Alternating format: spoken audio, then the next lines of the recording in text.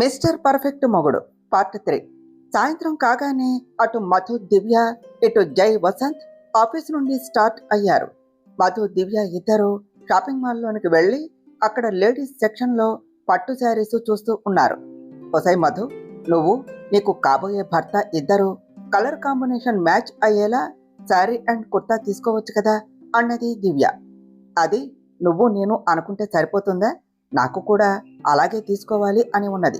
కానీ ఏం చేస్తామో, మనకు వాళ్ళు ఏమాత్రం తెలియదు. అమ్మని అడుగుదాము అంటే ఇప్పుడు అవసరమా అని అంటారు అన్నది మధు. అది నిజమేలే, కానీ ఇద్దరికి ఒకే కలర్ కలిసేలా తీసుకుంటే బాగుంటుంది అన్నది దివ్య. ఆ అబ్బాయి వాళ్ళ అమ్మని అడుగుదాం అని ఉంది, కానీ ఎంగేజ్మెంట్ కూడా కాకుండానే ఇలా కాల్ చేసి అడుగుతున్నారు అని అనుకుంటారేమో అన్నది మధు. అలా అస్సలు అనుకోను నేను అని వినిపించిన వైపు నాకు చూశారు మధు దివ్య. అక్కడ జానకి గారు కరుణ గారు ఇద్దరు నిలబడి ఉన్నారు. అంతకు ముందే షాపింగ్ మాల్లో దిగి జైకి మాల్ పేరు మెసేజ్ చేసి లోనికి ఎంటర్ అయ్యాక సరాసరి లేడీస్ సెక్షన్కు వెళ్లారు. జై వాళ్ళు వచ్చేలోపు శారీ చూస్తూ ఉండవచ్చు అని. అక్కడకు రాగానే మధు కనిపించింది. జానకి గారి ముఖం సంతోషంతో వెలిగిపోయింది. అప్పుడే వాళ్ళు మాట్లాడుకునే మాటలు విని అలా చెప్పారు. నిజానికి జానకి గారు ఈ తరం వాళ్లకు తగ్గట్టుగా చాలా ఫ్రీగా ఓపెన్ మైండెడ్గా ఉంటారు. ఆవిడ కూడా మధుతో కలిసి ఇద్దరికి షాపింగ్ చేయిద్దాం అని అనుకున్నారు. అదే విషయం శేఖర్ గారికి చెప్పగా, ఇప్పుడు వద్దు, కావాలి అంటే పెళ్లికి చేయండి అని చెప్పడంతో ఆగిపోయారు. అందుకనే ఇప్పుడు ఇక్కడ మధు కనిపించడంతో చాలా సంతోషించారు. మధు వాళ్ళు కూడా అక్కడ వాళ్ళను చూసి షాక్ అయ్యారు. మధు వెంటనే ఆవిడ దగ్గరకు వెళ్ళి నమస్కారం చేసింది. నమస్తే ఆంటీ, బాగున్నారా మీ ఇద్దరు అని పలకరించింది. చాలా బాగున్నాము, నువ్వు ఎలా ఉన్నావు? ఈ అమ్మాయి ఎవరు అని అడిగారు జానకి గారు. తను నా ఫ్రెండ్ దివ్య ఆంటీ, నిన్న మా ఇంట్లోనే ఉన్నది, కానీ హాల్లోనికి రాలేదు అని చెప్పింది మధు. దివ్య కూడా ఇద్దరికి నమస్కారం చేసింది. చాలా చక్కగా ఉన్నది అమ్మాయి అని అనుకున్నారు. సరే పదండి, షాపింగ్ చేద్దాం, వాళ్ళు వచ్చేలోపు కనీసం మా కోసమైనా శారీస్ కొందాం అన్నారు జానకి గారు. ఓహ్, అంకుల్ వాళ్ళు కూడా వస్తున్నారా ఆంటీ అని అడిగింది మధు. అంకుల్ ఆంటీ ఏమిటి, ఇంకా అత్తయ్య మామయ్య అను అన్నారు జానకి గారు. అది ఇప్పుడే ఎందుకు ఇలా పిలవటం అని నసుగుతూ ఉన్నది మధు ఇబ్బందిగా. పెళ్లి ఫిక్స్ అయ్యాక ఇంకా లేట్ ఎందుకురా, పిలవండి, ఇప్పుడు కాకపోయినా నిశ్చితార్థం అయ్యాకైనా పిలవవలసిందే కదా అన్నారు కరుణ గారు. అవును మధు, నాకు ఆడపిల్లలు అంటే చాలా ఇష్టం, కానీ దేవుడు ఒక బిడ్డతో సరిపెట్టారు. కరుణకు కూడా ఆడపిల్లలు లేరు. బంధువుల పిల్లలు ఉన్నా ఎప్పుడో ఒకసారి ఇలా వచ్చి అలా వెళ్ళిపోతారు అన్నారు జానకి గారు. పెద్దవాళ్లతో అంతగా చెప్పించుకోవటం ఇష్టం లేక అలాగే అత్తయ్య అన్నది మధు. జానకి గారు మధు చెంప మీద చేయి వేసి బొగ్గను నిమురుతూ, అది అలా అనాలి, ఇప్పుడు వినటానికి కూడా చాలా బాగున్నది అంటూ నవ్వారు. సరే జానకి, ఒకసారి వాళ్లకు కాల్ చేయి, ఎక్కడి వరకు వచ్చారో తెలుస్తుంది అన్నారు కరుణ గారు. ఎవరికి ఆంటీ అని అడిగింది దివ్య. ఇంకెవరు ఉన్నారు, నా కొడుకు వసంతు, నీ ఫ్రెండ్కు కాబోయే భర్త జయకృష్ణ అన్నారు కరుణ గారు. జై పేరు వినగానే మధు గుండె గట్టిగా కొట్టుకోవటం మొదలయ్యింది. అరచేతిలో చెమటలు పడుతూ ఉన్నాయి. ఇదేమిటి, పేరు వింటేనే ఇలా అయిపోతున్నాను, ఇంకా డైరెక్ట్గా చూస్తే ఏం అవుతాను అని అనుకుంటూ ఉన్నది. ఇటు వసంత్ జై చెప్పటంతో ఆఫీస్కు వచ్చాడు. సరాసరి జై క్యాబిన్కు వెళ్ళాడు. డోర్ తీసిన చప్పుడుకు తల తిప్పి చూసి 5 నిమిషములు అని చేతితో సైగ చేసి కాల్ మాట్లాడుతూ ఫైల్లో చెక్ చేస్తూ ఉన్నాడు జై. వసంత్ జైకు ఎదురుగా అక్కడే చైర్లో కూర్చున్నాడు. జై కాల్ మాట్లాడేసి ఫైల్స్ అన్ని సర్దుతూ ఉన్నాడు. ఇలా అన్ని పనులు నువ్వే చేసుకునే బదులు ఒక పియ్యను పెట్టుకోవచ్చు కదరా అన్నాడు వసంత్. నా పనులు వేరే వాళ్ళు చేయటం నచ్చదు అని నీకు తెలుసు కదా అన్నాడు జై. ఇంట్లో అంటే సరే, ఇది ఆఫీసు, వర్క్ ఎక్కువ ఉంటుంది, పెట్టుకుంటే నీకే టైం కలిసి వస్తుంది అన్నాడు వసంత్. నాకు పెద్దగా ఒత్తిడి లేదు, నేను చేసుకోగలుగుతున్నాను, అంతగా చేయలేకపోతే అప్పుడు చూద్దాం అంటూ కారు కీస్ తీసుకున్నాడు జై. సరే నీ ఇష్టం, ఆంటీ అడ్రస్ పెట్టిందా అని అడిగాడు వసంత్. ఇందాకే పెట్టింది, దగ్గరలోనే, పద అని బయటకు నడిచాడు జై. వెనుక వసంత్ కూడా, నువ్వు ఆంటీ వెళ్తున్నారు కదా మళ్ళీ నేనెందుకు? మీరే సెలెక్ట్ చేసుకోవచ్చు కదా, నాకు ఈ షాపింగ్ అంతా బోర్రా అన్నాడు వసంత్. మీ మమ్మీ కూడా వస్తుంది, ఇద్దరం ఒకేసారి కొనేస్తే బాగుంటుంది అని రమ్మని చెప్పా అన్నాడు జై. సరే పద అని కారు ఎక్కాడు వసంత్. అంతలో జానకి గారు జైకి కాల్ చేయటంతో ఒక 10 నిమిషాల్లో వచ్చేస్తాం అని కాల్ పెట్టేసి కారు స్టార్ట్ చేశాడు. 10 నిమిషముల తర్వాత కారు సెల్లార్లో పార్క్ చేసి ఇద్దరు లోనికి నడిచారు. అటు ఇటు చూడగా సైడ్ నుంచి జానకి గారి ఫేస్ కనిపించి వసంతతో పాటు జై అటు నడిచాడు. ఆవిడ పక్కన ఇంకో ఇద్దరు అమ్మాయిలు అటు తిరిగి ఉన్నారు. బ్యాక్ సైడ్ మాత్రమే కనిపిస్తూ ఉన్నది. తెలిసిన వాళ్లేమో అని వెళ్లారు. అమ్మ అని పిలిచాడు జై. తన పిలుపుకు అందరూ వెనక్కు తిరిగారు. జై మధుని అక్కడ చూసి సర్ప్రైజ్ అయ్యాడు. తను వస్తుంది అని ఏమాత్రం అనుకోలేదు అస్సలు. ఆ ఆలోచన కూడా లేదు. మధుకు మాత్రం జైను చూడగానే కళ్ళల్లో మెరుపు, బొగ్గల్లో సిగ్గు వచ్చేసింది. వసంత్ కూడా మధుని చూసి తన పక్కన చూశాడు. గుండ్రని మొహంతో, చక్కటి శరీర ఆకృతితో మధుకి ఏమాత్రం తక్కువ కాకుండా ఉన్నది. కొంతమందికి తొలిచూపులోనే ప్రేమ పుడుతుంది, మరి కొంతమందికి వాళ్లతో ఉండగా ఉండగా ప్రేమ వస్తుంది. జై గురించి ఇప్పుడే చెప్పలేము, కానీ వసంతది మాత్రం మొదటి రకం. దివ్యాను చూడగానే మనసు పారేసుకున్నాడు. దివ్యకు కూడా వసంతను చూశాక మనసులో గంట కొట్టినట్టు ఫీలింగ్ వచ్చింది. కానీ అది ఎక్కువసేపు పెట్టుకోకుండా మళ్ళీ చూపు పక్కకు మార్చింది. అంతలో జానకి గారు, చూశావా జై, అనుకోకుండా వీళ్ళు కూడా ఈ మాల్కే వచ్చారు, ఇప్పుడు అందరం కలిసి కొనవచ్చు అన్నారు. జై ఫార్మల్గా హాయ్ అని పలకరించాడు. దానికే మనసు పొంగిపోయినట్లు అయ్యింది మధుకి. తను కూడా చిన్నగా హాయ్ అని చెప్పింది. తరువాత దివ్యను పరిచయం చేశారు ఇద్దరకు. దివ్య కూడా హాయ్ చెప్పింది. జానకి గారు, కరుణ గారు శారీస్ చూస్తూ ఉన్నారు. మధ్యలో మధు, దివ్య, కరుణ గారి పక్కన వసంత్, జానకి గారి పక్కన జై. జై వాళ్ళ అమ్మ చూసే శారీస్లో ఏది బాగుందో లేదో అడిగితే చెప్తూ ఉన్నాడు. మధు అప్పుడప్పుడు జైని ఓరగా చూస్తూ ఉన్నది. వసంత్ వాళ్ళ అమ్మతో మాట్లాడుతూ దివ్యాని చూస్తూ ఉన్నాడు. దివ్య సైలెంట్గా కూర్చొని ఉన్నది. కొద్దిసేపటికి కరుణ, జానకి గారుల సెలెక్షన్ అయిపోయి మధుని చూడమన్నారు. నాకు కూడా తానే సెలెక్ట్ చేయవచ్చు కదా అని మనసులో అనుకున్నది మధు జైని ఉద్దేశించి. మధు, దివ్య ఒక్కొక్కటి చూస్తూ ఉన్నారు. జై, నువ్వు చూసి హెల్ప్ చేయి సెలెక్ట్ చేయటానికి అన్నారు జానకి గారు. తనకు ఏది నచ్చుతుందో నాకు ఎలా తెలుస్తుందమ్మా, తనకి తెలుసు కదా తనకు ఏం కావాలో అన్నాడు జై. ఆ మాటకి మధు మొహం చిన్నబోయింది. తెలుసుకుంటే తెలుస్తుంది, ఇక నుండి నువ్వే కదా తనకు అన్నీ చూసుకోవలసింది అన్నారు కరుణ గారు. కొడుకు మాటలతో మధు ఏమైనా బాధపడుతుందేమో అని. నాకు చేసినట్లు తనకు చెయ్యి, తను ఒక్కొక్కటి చూస్తూ ఉంటుంది, నువ్వు చెప్పు అన్నారు జానకి గారు. జై సరే అని తల ఊపాడు. మధు ఒక్కొక్కటి తన మీద వేసుకుని చూస్తూ ఉన్నది. అన్నింటికీ నో అని చెప్తూ ఉన్నాడు జై. లాస్ట్లో మధుని ఒక శారీ ఆకట్టుకున్నది. నీలం రంగు శారీకి వంగపూత కలర్ బోర్డర్ వచ్చి అది తీసుకుని తన మీద వేసుకున్నది. జై కూడా ఆ శారీ నచ్చి ఓకే అన్నాడు. తమ ఇద్దరి అభిరుచి ఒకటే అవటంతో చాలా ఆనందించింది మధు. ఇక దివ్య కూడా తనకు నచ్చిన శారీ తీసుకున్నాక అందరూ జెంట్స్ సెక్షన్కు వెళ్లారు.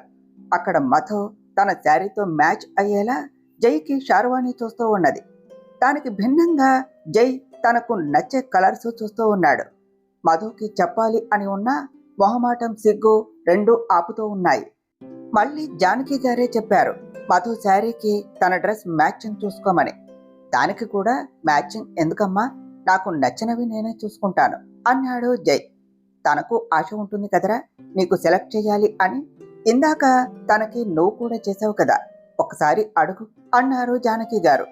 వాళ్ళ అమ్మను ఒక్కసారి చూసి మధుని చూశాడు జై. ఏం చెప్తాడో అని మధు కూడా తనను చూస్తూ ఉన్నది. నీకు ఆ శారీ నచ్చకపోతే వేరే శారీ కొనుక్కో, నా కోసం ఏమీ వద్దు అని మధుకు చెప్పి డ్రెస్ చూడటంలో మునిగిపోయాడు జై. మధుకి బాధగా అనిపించింది. అంత డైరెక్ట్గా ఏ ఫీలింగు లేకుండా ఎలా చెప్తారు అని. కరుణ గారు మధు భుజం మీద చెయ్యి వేసి ఏమీ పర్వాలేదు అన్నట్లు కళ్ళు ఆర్పారు. ఒక మనిషి గురించి తెలుసుకోకుండా ఒక అంచనాకు రాకూడదు అని తను నా ఇష్టాలకు విలువ ఇస్తాడు అని అనుకుని సైలెంట్గా ఉండిపోయింది మధు. జై వైలెట్ కలర్ కుర్తాకు నీలం పైజమా నచ్చి తీసుకున్నాడు. వసంత్ అది చూసి అవసరం లేదు అంటూనే, మ్యాచ్ అయ్యే డ్రెస్ తీసావు కదా, అంత డ్రామానా అన్నాడు.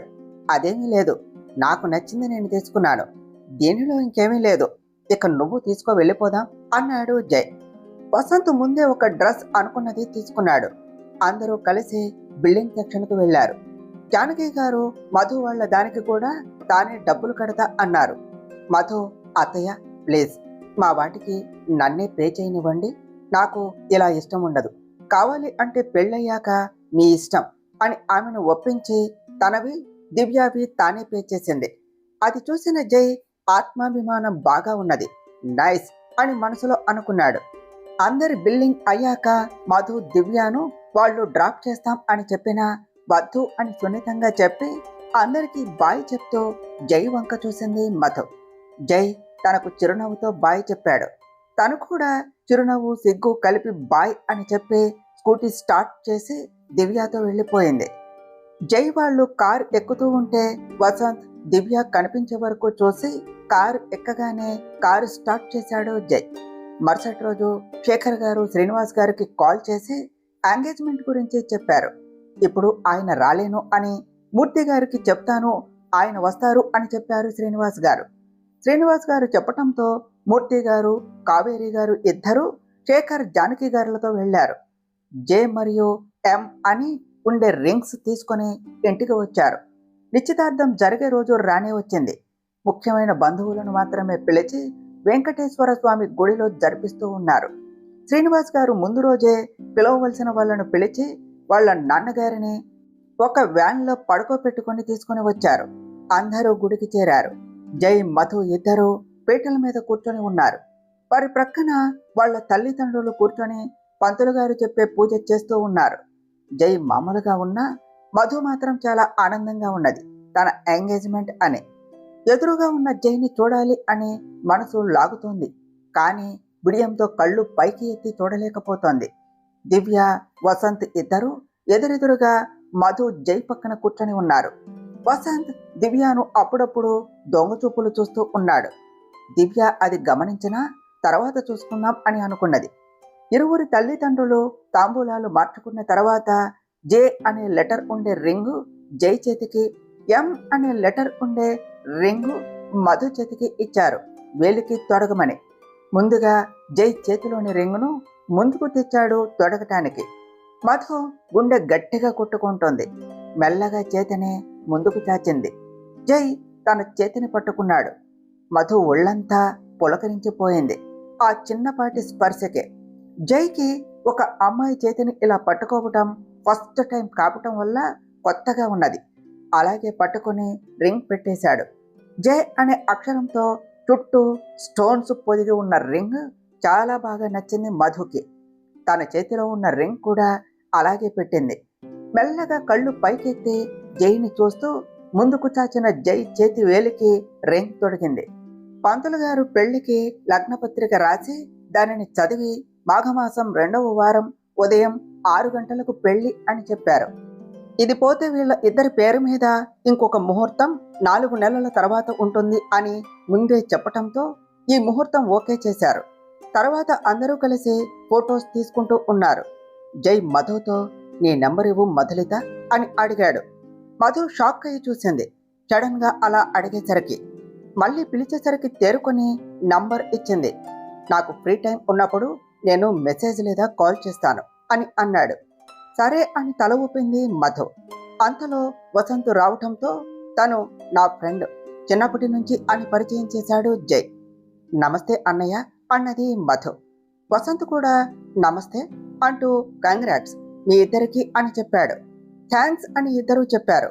అంతలో దివ్య వచ్చినది భోజనం కోసం పిలవటానికి. మధు దివ్యను పరిచయం చేద్దాం అని అనుకునేలోపు జైకు కాల్ వచ్చింది.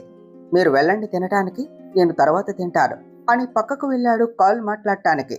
మధు అలా తను ఒక్కటే తింటే బాగుండదు అని వెయిట్ చేస్తా అని అక్కడే చైర్లో కూర్చున్నది దివ్యను వెళ్ళమని చెప్పి. దివ్య కనీసం స్వీట్ అయినా తీసుకుని వద్దాం తింటుంది అని వెళ్ళింది. వెనుక వసంత్ కూడా వెళ్ళాడు పరిచయం చేసుకోవటం కోసం. దివ్య వెనుకగా వెళ్ళి హాయ్ అని పలకరించాడు. దివ్య గిర్రున వెనక్కు తిరిగి చూసింది. మెల్లగా తను కూడా హాయ్ అని చెప్పింది. నా పేరు వసంత్, జై ఫ్రెండ్ను. నీ పేరు అని అడిగాడు వసంత్. నా పేరు మీకు అవసరం లేదు అనుకుంటా అన్నది దివ్య. పిలవాలి అంటే పేరు తెలియాలి కదండి, ఊరికే వసే ఏ సుస్సు అని పిలవలేను కదా అన్నాడు వసంత్. దివ్య కోపంగా చూస్తూ నన్ను పిలవలసిన పని మీకు ఏమీ రాదులేండి అని అన్నది.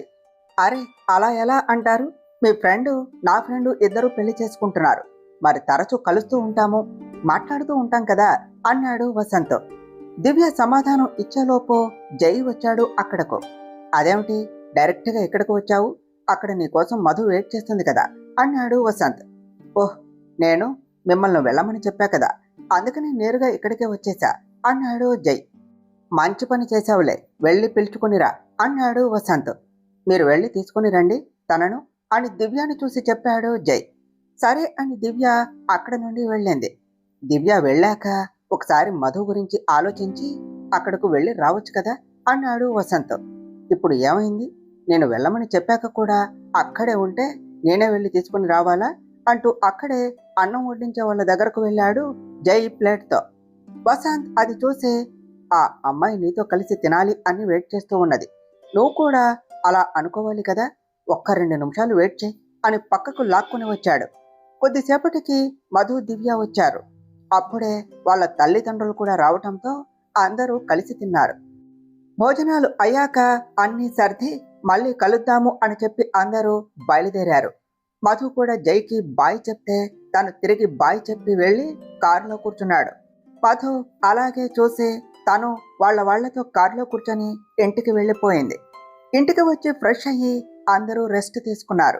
సాయంత్రం నిద్రలేచిన మధు హాల్లోనికి వెళ్ళి అప్పటికే అక్కడ కూర్చొని మాట్లాడుకుంటున్న వాళ్ళ నాన్న మామయ్య దగ్గరకు వెళ్ళింది. వాళ్ళ నాన్న భుజం మీద తలపెట్టి నిద్ర మత్తు వలన అలానే కళ్ళు మూసుకుని ఉన్నది. పెళ్లి మన ఊరిలో జరిపించాలి అని ఒకసారి వియ్యంకులకు చెప్పి అడగాలి మూర్తి, మనకు ఉన్నది ఒక అమ్మాయే కదా అన్నారు శ్రీనివాస్ గారు. అవును బావా, వాళ్లకు ఒకరే కదా, చూద్దాం ఏమంటారో, ఒప్పుకునే మనుషుల్లా ఉన్నారు అన్నారు మూర్తి గారు. అప్పుడే అక్కడకు శారదా గారు వస్తూ, మన కూతురు పెళ్ళయ్యి వెళ్ళిపోతే మనం మాత్రమే అయిపోతాం కదండి, చదివేటప్పుడు జాబ్ చేస్తున్నప్పుడు నెలకు ఒక్కసారైనా వచ్చేది, ఇప్పుడు ఎప్పుడు వస్తుందో ఏమో అని మధు తలనిమురుతూ అన్నారు. అది విని అందరికీ మనసంతా భారంగా అయ్యింది. మధు వాళ్ళ నాన్నను గట్టిగా చుట్టుకున్నది. ఎప్పటికైనా అది జరగవలసిందే కదా, ఇప్పటి నుండి ఎందుకు వదినా బాధపడటం, మధు ఈ ఊర్లోనే ఉంటుంది, మీరు ఎప్పుడైనా ఇక్కడకు వచ్చి చూడవచ్చు అన్నారు మూర్తి గారు. మధు కళ్ళు తెరిచి వాళ్ళ నాన్నను చూస్తూ, అందుకనే నాన్న మీరు ఇక్కడికే వచ్చేయండి, అందరం ఇక్కడే ఉండవచ్చు అని అన్నది. ఇక్కడకు వచ్చి ఏం చెయ్యాలరా, ఆ వ్యవసాయం బాగా అలవాటయ్యింది, అది వదిలి రాలేన్రా అన్నారు శ్రీనివాస్ గారు. అదేదో ఇక్కడే పెట్టుకోండి నాన్న, ఇప్పుడు అందరూ సిటీలో కూడా ఫార్మింగ్ నర్సరీ అని చేస్తున్నారు, మనం కూడా అలాగే పెడదాము అన్నది మధు. చూద్దాం, అన్ని పనులు జరిగి అన్నీ కుదిరేలా ఉంటే మాటలు కాదు కదా అన్నారు శ్రీనివాస్ గారు. చూడటం కాదు, ఖచ్చితంగా జరగాలి అన్నది మధు. అప్పటికి సరే అని అన్నారు శ్రీనివాస్ గారు. నన్ను ఒక్కదాన్ని రూమ్లో వదిలేసి మీరంతా మీటింగ్ పెట్టారా అంటూ వచ్చింది దివ్య.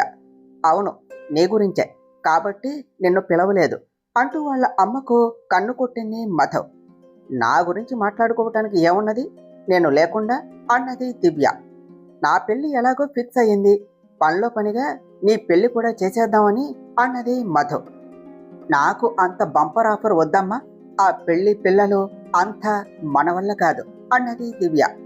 అలా అంటే ఎలా దివ్య, ఏ వయసులో జరగవలసినది అప్పుడే జరగాలి అన్నారు శారదా గారు. అది నా విషయంలో జరగదేమో ఆంటీ అని వాళ్ళ ఫ్యామిలీ గురించి ఆలోచిస్తూ బాధగా అన్నది దివ్య.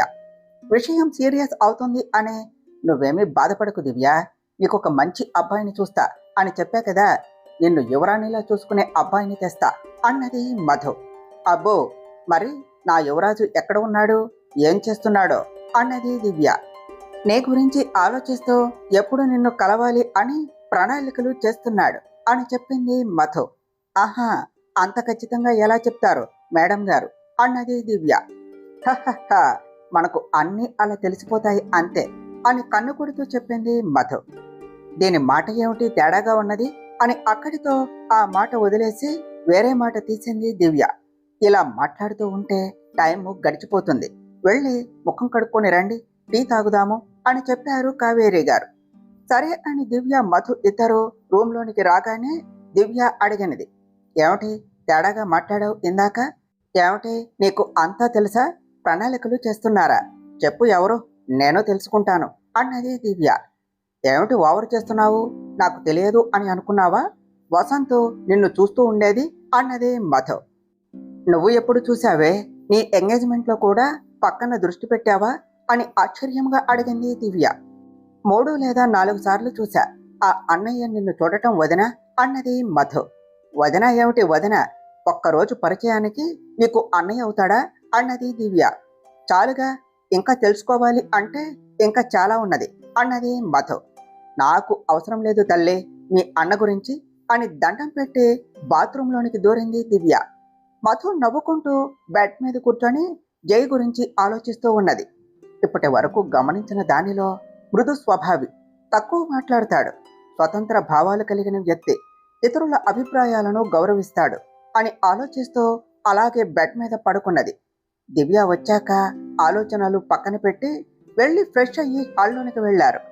రాత్రి అందరూ భోజనం చేశాక ఎవరి రూమ్కు వాళ్ళు వెళ్ళిపోయారు. ఈ ఆయన నెంబర్ తీసుకున్నావా అంటూ బెడ్ మీద కూర్చుంటూ అడిగింది దివ్య. ఇంకా ఆయన కాలేదు, ఎంగేజ్మెంట్ మాత్రమే అయ్యింది అంటూ సిగ్గుపడుతూ చెప్పింది మధు. పెళ్లి డేట్ కూడా తెలిసింది, ఇంకా కాకపోవటం ఏమిటి? అయినా నంబర్ తీసుకున్నావా అని అడిగా అన్నది దివ్య. తను తీసుకున్నాడు, నాకు ఇవ్వలేదు. నాకు అడగాలి అని ఉన్నా అడగలేదు అన్నది మధు. అడిగితే బాగుండేది కదా, మీరు ఇప్పుడు మాట్లాడుకోకపోతే ఇక ఎలా తెలుసుకుంటారు ఒకరి గురించి ఒకరు అన్నది దివ్య. నాకు తెలుసుకోవాలి అని ఉన్నది, అస్సలు పెళ్లి చూపుల్లోనే మాట్లాడాలి అని అనుకున్నాను, కానీ ఛాన్స్ రాలేదు అన్నది మధు. నువ్వు అంకుల్ను అడగలేకపోయావా? ఆయన మీ ఇద్దరూ మాట్లాడేలా చేసేవారు అన్నది దివ్య. వాళ్ళ ముందు ఎలా పిలవాలి? ఇక అస్సలు పెళ్ళికొడుకే వద్దు అంటే ఇక ఏం చేస్తాం? ఆయన ఇప్పుడు తానే నా నెంబర్ తీసుకున్నాడు కదా, తనది ఇస్తాడు అని అనుకున్నా. చూద్దాం ఎప్పుడు చేస్తారు అన్నది మధు. మధుకి అప్పుడే కొత్త నెంబర్ నుండి కాల్ వచ్చింది. ఈ టైంలో ఎవరే, అది కూడా కొత్త నెంబరు అన్నది దివ్య. ఏమో తెలియదు, ఉండు చూడని కాల్ లిఫ్ట్ చేసి చెవి దగ్గర పెట్టుకొని హలో ఎవరు అన్నది మధు. హలో అని ఒక మగ వ్యక్తి గొంతులో వినిపించింది. చెప్పండి ఎవరు కావాలి అన్నది మధు. నేను జయకృష్ణను అని చెప్పగానే షాక్ అయిపోయింది. అంత తొందరగా కాల్ చేస్తాడు అని అస్సలు అనుకోలేదేమో. అటు పక్కన నుండి హలో హలో అని పిలుపు విని హా చెప్పండి కృష్ణ గారు అని తడబడే గొంతుతో మాట్లాడింది మధు. కాల్ చేసింది మధుకి కాబోయే భర్త అని తెలియటంతో దివ్య లేచి వెళ్లబోయింది. కానీ మధు దివ్య చెయ్యి పట్టుకుని ఉండు అన్నట్లు కళ్ళతో బ్రతిమలాడినట్లు చూసింది. దివ్య సరే అని ఆగిపోయింది. ఇది నా నెంబరు, సేవ్ చేసుకోండి అని చెప్పడానికి కాల్ చేశాను అన్నాడు జై. హా అలాగే అని నిదానంగా చెప్పింది మధు. డిన్నర్ అయిందా అన్నాడు జై. అయిపోయిందండి, మీరు తిన్నారా? అత్తయ్య మామయ్య వాళ్ళు తిన్నారా అని అడిగింది మధు. హా అయిపోయింది, రేపు కాల్ చేస్తాను, మీరు నిద్రపోవాలి కదా అన్నాడు జై. అలా ఏమీ లేదండి, సాయంత్రం నిద్రపోయాను అన్నది మధు. ఓ గుడ్, కానీ నేను పడుకోవాలి, చాలా అలసిపోయాను అన్నాడు జై. అలాగే సరేనండి, గుడ్ నైట్ అన్నది మధు. సరే బాయ్, గుడ్ నైట్ అని కాల్ కట్ చేశాడు జై. ఉహ్ అని గాలి వదిలి మంచం మీద పడిపోయింది మధు. ఏమైంది అలా పడిపోయావు? మా అన్నయ్య ఏం మాట్లాడాడు అని అడిగింది దివ్య. ఏమీ లేదే, నెంబర్ చెప్పడానికి కాల్ చేశారు అంతే, నాకే గుండె దడతో ప్రాణం పోయేలా అనిపించింది అని చెప్పింది మధు. ఏమిటి ఒక్క కాల్కే అలా అయిపోతారా అన్నది దివ్య. మొదటిసారి, అది కూడా సడన్ గా అలా కాల్ చేసేసరికి అర్థం కాలేదు అని మొబైల్ తీసుకొని క్రిష్ అని నెంబర్ సేవ్ చేసుకున్నది మధు. అది చూసిన దివ్య అబ్బో అప్పుడే ముద్దు పేరు కూడా పెట్టేసుకున్నావా అని గిలిగింతలు పెడుతూ అన్నది. అబ్బా ఆపవే, నవ్వలేకపోతున్నా అంటూ నవ్వుతూ బెడ్ మీద దొర్లుతూ ఉన్నది మధు. నేను ఆపనగా ఇప్పుడే ముద్దు పేరు పెట్టుకుంటే ఇక రేపటి నుండి ఈ లోకంలో ఉంటావా అన్నది దివ్య. ఉండు నీ పని చెప్తా అని ఫోన్ పక్కన పడేసి మధు కూడా దివ్యకు గిలిగింతలు పెడుతూ ఉన్నది. ఇద్దరూ కాసేపు అలా ఆడుకొని అలసిపోయి బెడ్ మీద అలానే పడుకున్నారు, రూమ్ సీలింగ్ చూస్తూ. ఒక వారంలో నా జీవితంలో ఎంత పెద్ద మార్పు వచ్చిందో కదా, ఇంకొక 2 నెలలు ఉంటే నా ప్రపంచమే మారిపోతుంది అన్నది మధు. మన అమ్మాయిల జీవితమే అంతే కదా అన్నది దివ్య. అవును, రేపటి గురించి తలుచుకుంటే చాలా ఆతృతగా ఉన్నదే, ఎప్పుడు కాల్ చేస్తారో, ఏం మాట్లాడాలో అని. తనను చూసింది 2 సార్లు, కలిసి ఉన్నది కొద్ది సమయం, అయినా కానీ నా ఆలోచనల్లోనికి అప్పుడే వచ్చేశారు అన్నది మధు. దివ్య నవ్వుతూ చూస్తూ ఉన్నది. ఇంకా కొన్ని రోజులే కదా నాకు నచ్చినట్టు నేను ఉండేది, తర్వాత కొత్త ఫ్యామిలీ, కొత్త మనుషులు, వాళ్ళు చెప్పినట్లు ఉండటం అన్నది మధు. అలా ఎందుకు నెగిటివ్గా ఆలోచిస్తావు? ఇప్పుడు ఉన్న కాలంలో చాలా వరకు ఎవరికి నచ్చినది వాళ్ళను చేయనిస్తున్నారు, కొద్దిమంది తప్ప.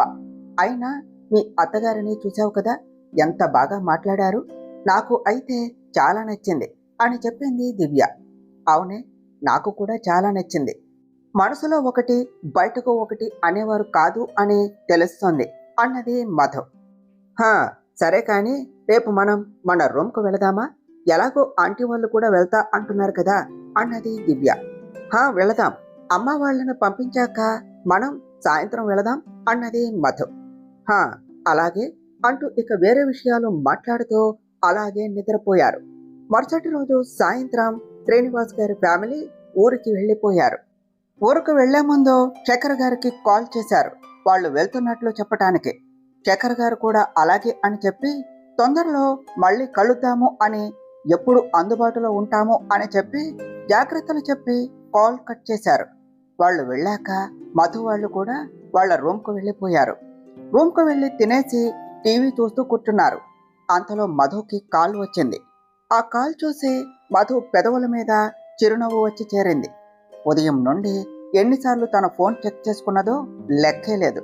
కనీసం ఒక మెసేజ్ అయినా వచ్చిందేమో అని మాటిమాటికి వాట్సాప్ ఓపెన్ చేస్తూ ఉన్నది. పోనీ తను చేద్దాము అంటే ఒకలాంటి మొహమాటం, భయంతో చేయలేదు. ఒకవేళ చేసినా వర్క్లో బిజీగా ఉన్నారేమో అని చెయ్యకుండా ఆగిపోయింది. ఇప్పుడు తను వెయిట్ చేస్తూ ఉన్న కాల్ వచ్చేసరికి మొహం అంతా వెలిగిపోయింది. ఒక్క ఉదుటున సోఫాలో నుండి లేచి బాల్కనీలోనికి వెళ్ళింది కాల్ మాట్లాడటానికి. ఉదయం నుండి సాయంత్రం వరకు వర్క్లో మునిగి రాత్రి 8 అవుతూ ఉండగా ఇంటికి వెళ్ళాడు జై. సరాసరి తన రూమ్లోనికి వెళ్ళి ఫ్రెష్ అయి వచ్చి డైనింగ్ టేబుల్ మీద కూర్చున్నాడు ఫోన్ చూస్తూ. శేఖర్ గారు అప్పటికే తినేసి టీవీ చూస్తూ ఉన్నారు. జానకి గారు జై దగ్గరకు వెళ్లారు వడ్డించడానికి. తినేటప్పుడు ఆయన ఫోను పక్కన పెట్టు అన్నారు. ఇంపార్టెంట్ మెయిల్ మా, చెక్ చేస్తున్నా, అయిపోయింది, నువ్వు పెట్టు అన్నాడు జై. నువ్వు మారవు అని చపాతీ ప్లేట్లో పెట్టి కూర వేసి శ్రీనివాస్ గారు ఊరికి వెళ్ళిన విషయం చెప్పారు జానకి గారు. ఓహ్, ఓకే అని తినటం స్టార్ట్ చేశాడు జై ఫోన్ చూస్తూ. జానకి గారు జై తినే వరకు అక్కడే ఉండి తిన్నాక అడిగారు, మధుతో మాట్లాడావా అని. లేదమ్మా, ఆఫీస్ పనితో బిజీగా ఉన్నాను, ఇప్పుడు చేస్తాను అని కాల్ కలుపుతూ బయటకు వెళ్ళాడు జై. అటు పక్క నుండి హలో అని స్వీట్ వాయిస్ వినిపించింది. హాయ్ మధులిత, ఎలా ఉన్నావు అని ఫార్మల్గా అడిగాడు జై. హాయ్ కృష్ణ గారు, నేను బాగున్నాను, మీరు ఎలా ఉన్నారు అని అడిగింది మధు. ఫైన్, డిన్నర్ అయ్యిందా అన్నాడు జై.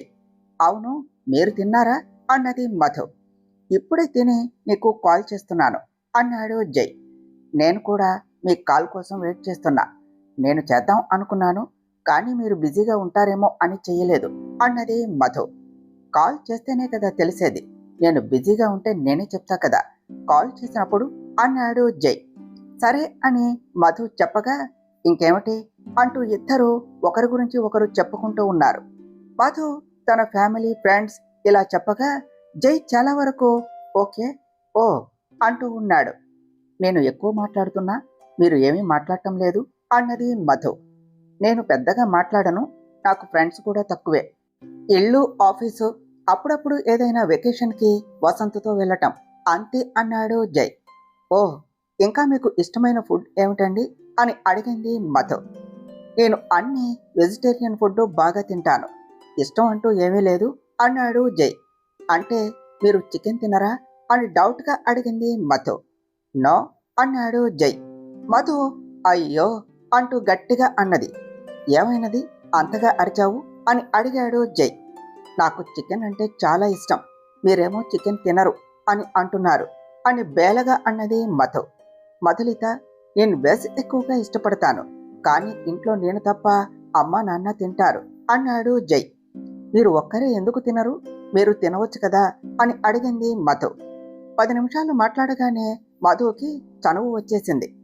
నేను ఒకప్పుడు తినేవాడిని, కానీ రాను రాను దానిలో క్వాలిటీ హెల్దీ లేకుండా పోయింది, అందుకనే మానేశాను. ఎప్పుడైనా ఫిష్ తింటాను అన్నాడు జై. అమ్మయ్య, బ్రతికించారు. ఎక్కడ నేను కూడా చికెన్ మానేయాలి అని అంటారేమో అని భయపడిపోయా అన్నదే మధు. మధు అలా అనగానే జై నవ్వేశాడు. ఆ నవ్వు మధుకి చాలా నచ్చింది, కానీ సిగ్గుతో బయటకు చెప్పలేకపోయింది. నాకు ఇష్టం లేకుంటే నేను చెప్తాను, కానీ నిన్ను వద్దు అని చెప్పను. ఒకవేళ అది జంక్ ఫుడ్ అయితే ఖచ్చితంగా నో అనేవాడిని అన్నాడు జై. ఈసారి మధు బిక్కమొహం వేసింది. అది మామూలు కాల్ కాబట్టి జైకి కనిపించలేదు. అంటే మీరు జంక్ ఫుడ్స్ కూడా తినరా అని అడిగింది మధు. అవి ఆరోగ్యాన్ని పాడు చేస్తాయి, అందుకనే నేను తినను అని చెప్పాడు జై. ఓహ్ ఓకే అని నీరసంగా అన్నది మధు. చాలా చాలా వరకు అన్ని మధు అడుగుతూ ఉంటే జై జవాబు చెప్తూ ఉన్నాడు, కానీ మధుని తిరిగి అడగలేదు. సరే మధులిత, మళ్ళీ పొద్దున్నే ఆఫీస్కు వెళ్ళాలి, నువ్వు కూడా వెళ్ళాలి కదా, గుడ్ నైట్, బాయ్ అన్నాడు జై. మధు కూడా బాయ్ అని పెట్టేసి మధులిత అని మొత్తం పేరుతో పిలవకపోతే మధు అని పిలవచ్చు కదా, ఏం మనిషో ఏమిటో అనుకుంటూ తను కూడా వెళ్ళి పడుకున్నది. మరుసటి రోజున దివ్య మధు స్కూటీలో ఆఫీస్కు వెళుతూ ఉన్నారు. నైట్ అంతసేపు కాల్ మాట్లాడావు, ఎవరితో, రూమ్లోనికి వచ్చాక అడుగుదాం అని అనుకున్నాను, కానీ నిద్రపోయాను అప్పటికే అన్నది దివ్య. కృష్ణ గారు కాల్ చేశారు, కొద్దిసేపు మాట్లాడి పెట్టేశారు అని చెప్పింది మధు. ఏమంటున్నారు మా అన్నయ్య గారు అని అడిగింది దివ్య. బాగా మాట్లాడారు, పొలైట్గా మంచిగా, తొందరగా చనువు తీసుకోని మనిషి అని చెప్పింది మధు. ఒక్కసారికి తెలిసిపోయిందే, బాగా అర్థం చేసుకుంటున్నావు అన్నది దివ్య. నాతో ఉన్న మాట్లాడిన దానిని బట్టి చెప్తున్నా అని స్కూటీ ఆపి ఆఫీసులోనికి వెళ్ళింది మధు దివ్యతో. ఇలా నెల రోజుల వరకు కుదిరినప్పుడు మాట్లాడుకుంటూ ఉన్నారు. జైలో పెద్దగా మార్పు లేకపోయినా మధు మాత్రం జైకి బాగా అలవాటు పడింది. రోజు కాల్ కోసం వెయిట్ చేయటం, మెసేజ్ చేసుకోవటం ఇలా, కానీ ఒక్కసారి కూడా కలవలేదు, వీడియో కాల్ మాట్లాడుకోలేదు. ఒకసారి మధు అడగగా, రోజు మాట్లాడుకుంటున్నాం కదా, ఇక వీడియో కాల్ ఎందుకు అని అన్నాడు జై. మధు ఇక రెట్టించి అడగలేదు. ఒకరోజు జైకు ఆఫీస్ వర్క్ ఎక్కువగా ఉండటం వల్ల ఆ రోజు కాల్ లేదా మెసేజ్ చేయలేదు మధుకి. మధు కాల్ చేసింది కానీ జై లిఫ్ట్ చేయలేదు, మెసేజెస్ చేసినా రిప్లై లేదు. బిజీగా ఉంటారు అని అర్థం చేసుకుని మళ్ళీ కదపలేదు. మరుసటి రోజున కూడా మెసేజ్ చేసింది, రిప్లై రాలేదు. చూసుకొని రిప్లై ఇస్తారేమో అని ఆ రోజంతా వెయిట్ చేసింది. 2 రోజుల నుండి జైతో మాట్లాడకుండా ఉండేసరికి మధుకి మనసంతా బాధగా భారంగా ఉన్నది. అక్కడ జై మరుసటి రోజున కాస్త ఫ్రీగా ఉన్నప్పటికీ మధుకి కాల్ చేయాలి అన్న ఆలోచన రాలేదు. 3వ రోజు కనీసం వాళ్ళ అత్తయ్యను అయినా అడిగితే కొద్దిగా జై గురించి తెలుస్తుంది అని కాల్ చేసింది మధు. ఈ నెల రోజుల్లో అప్పుడప్పుడు కాల్ చేసుకోవటం వల్ల వీళ్ళు ఇద్దరు బాగా మాట్లాడుకుంటూ ఉన్నారు. అత్తయ్య ఏం చేస్తున్నారు అని అడిగింది మధు. టిఫిన్ వండుతున్నాను, ఈరోజు ఏమిటి ఇంత పొద్దున్నే కాల్ చేశావు, ఏమిటి విషయం అన్నారు జానకి గారు. మీరు మరేను అత్తయ్య, మీకోసం కాల్ చేస్తే నన్ను ఇలా అంటారా అన్నది మధు.